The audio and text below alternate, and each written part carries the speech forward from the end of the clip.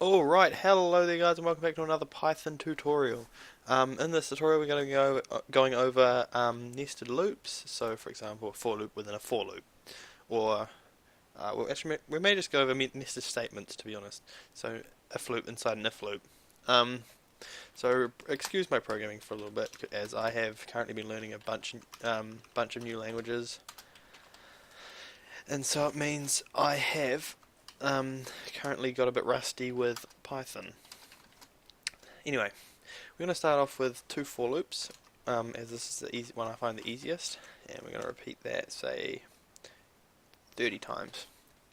Now, we're going to do a print statement, and we're going to print I, then we're going to print a space with a semicolon, and then we're going to print, actually we don't need the space there, yeah, no we don't need the space there, and then we're going to print X. Now, if we go down to the bottom of this, down to the console, then we will be able to see this in action. So let's go do that. Alright, so after running this, you can see it prints 0, 0, as in that's the 0th loop for the outside, the 0th for the inside, 0, 1, so that's a 0 on the outside, 0 on the inside, so on down to the inside one gets to 30 on 29, as it's done 30 because it counts 0 as 1. So, and then we go, then the first outside loop ticks over to 1. Then it goes down till it gets to 2, and so on until the outside loop reaches 9, as it started at 0. And this one reaches 29. So that's how you'd create a nested loop. Going back up to code so I can explain it.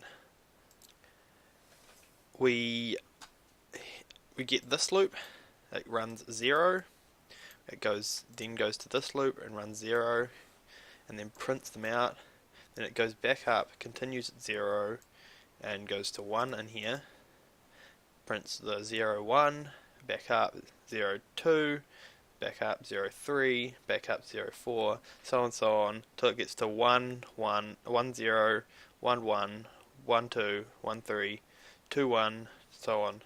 And it just keeps going up every time. The outside loop isn't run again until all the 30 inside loops have completed.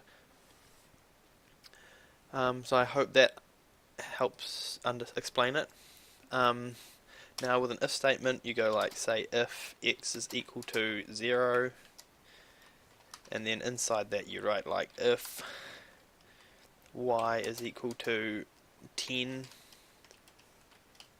or elif y is equal to 20, and then in here you'd put your print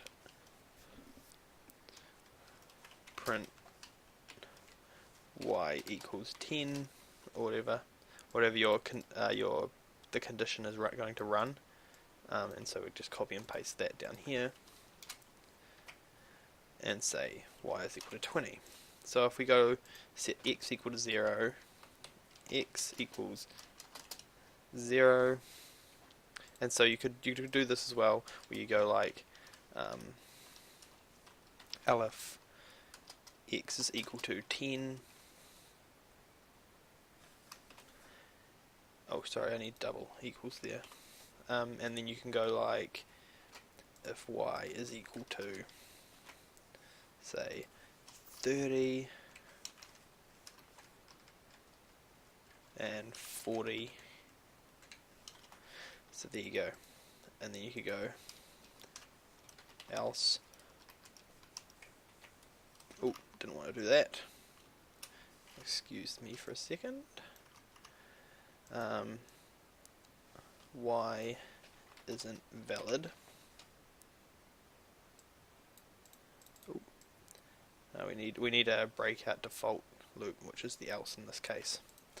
There we go.